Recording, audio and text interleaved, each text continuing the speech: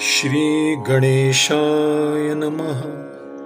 श्री सरस्वती नमः. श्री गुरुभ्यो नमः. श्री दत्तात्रेयाय नमः. श्री रुक्मिणी पांडुरंगाभ्यां नमः. ऐसे कळले जी तत्वता, येथ आपणची आपणी यात्राता.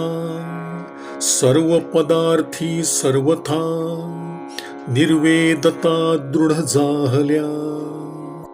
या जगात जीव आपणच आपला त्राता आहे हे मला तत्वतः कळले आणि सर्व वस्तूंविषयी पूर्ण विरक्ती आली.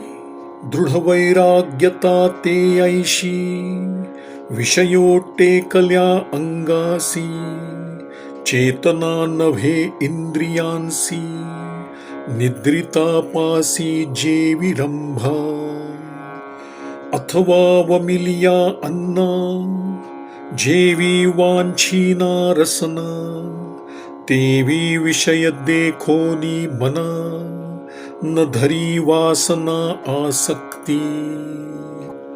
गाढ निजलेल्या माणसापाशी रंभा जरी आली तरी तो जसा निर्विकार असतो, तसाच विषयांचा स्पर्श झाला तरी इंद्रियांनी निर्विकार राहणे, किंवा वमन केलेल्या अन्नावर जशी रसनेची कधी वासना जात नाही, त्याप्रमाणे विषयांना पाहून मन त्यात आसक्त न होणे हेच दृढ वैराग्य होय.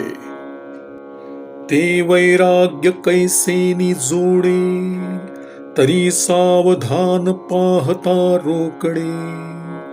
जग काळे गिळले चहूकडे, वेगळे पडे ते नाही.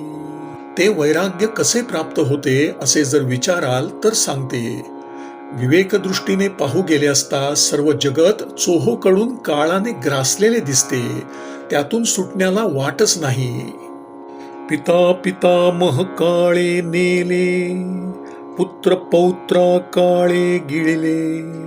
वैराग्य नुपजे येणे बोले, तरी नागवले नरदेहा.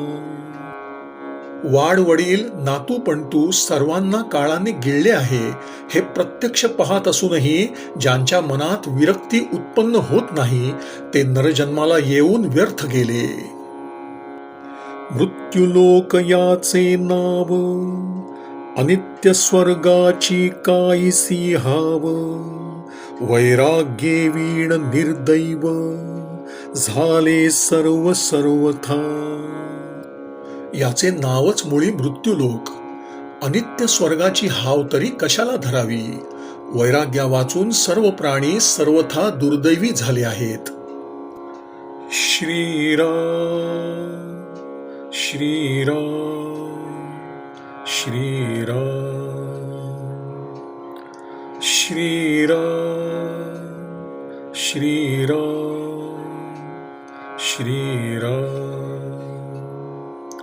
श्रीराम श्रीराम श्रीराम.